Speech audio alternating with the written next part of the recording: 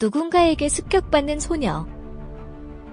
1953년 필리핀 마닐라에서 소녀의 몸에 일어난 비참하고 괴괴망측한 사건은 지금도 세계의 불가사의 연구가의 주목을 받고 있다. 홈리스인 소녀 클라리타 빌라누에바 18세는 마닐라의 거리에서 갑자기 고통에 몸부림치며 도로에 쓰러져 구르기 시작했다. 무슨 일이 일어났는지 사람들이 모인 것으로 경찰도 움직여 여러 대의 경찰차가 현장으로 향했다.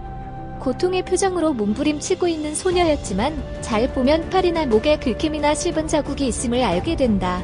그리고 그러한 상처가 서서히 증가하고 있었던 것이다. 2명의 경찰관이 소녀를 보호하고 수갑을 채우고 경찰차에 태웠다. 서로 향하는 도중 그녀는 뒷좌석에 누군가를 상대로 필사적인 저항을 하고 있는 것처럼 몸부림을 계속했다. 경찰관들은 소녀가 어떤 약물을 복용 후 청란 증세가 있는 것이라고 생각했지만 의사가 진찰한 결과 약물 반응은 없었다. 그리고 간질 발작이 의심되어 소녀는 유치장 독방에 구금된다.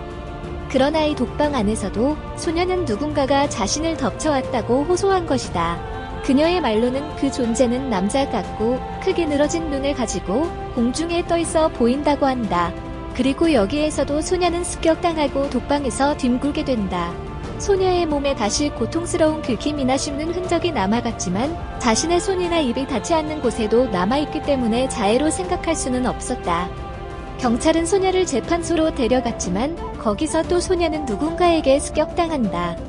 노출된 부분의 피부에 입자국과 긁힘이 나타난 비롯해 법정의 장소에서도 그것은 이어져 마침내 재판 중에 여자가 쓰러지고 정신을 잃고 만다. 입원하게 된 소녀는 이상하게도 거기서 이 발작은 멈추게 되었다. 약 6주 후에 병원에서 퇴원하고 몸 곳곳에 상처가 남아있었지만 소녀는 건강한 몸이 되어 해방되었다. 도대체 이 여자에게 무슨 일이 있었던 것일까? 그래서 용의자로 부상하는 것이 랩틸리안이다.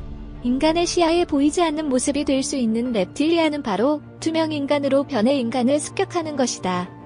뒷좌석에 있던 인물의 파충류 같은 이상한 눈. 이외에도 랩틸리안과의 조우 경험은 일부 보고되고 있다.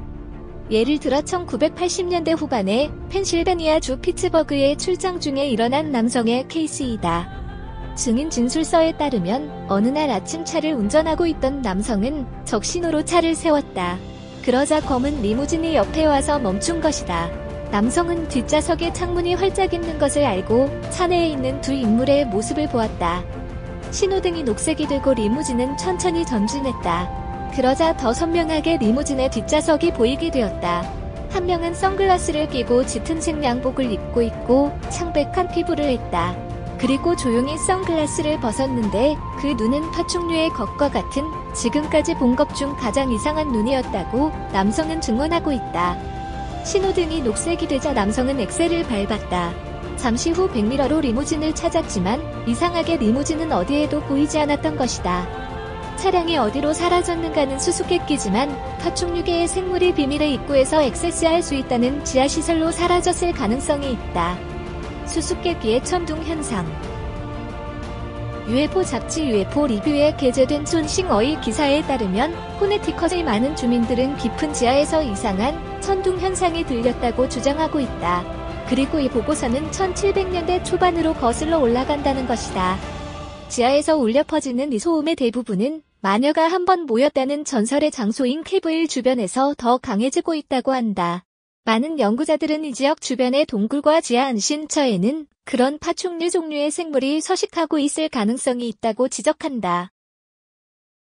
시청해주셔서 고맙습니다. 좋아요를 눌러주세요. 반드시 채널을 등록하시고 알림을 켜주세요. 새로 영상이 등록되면 바로 아실 수 있습니다.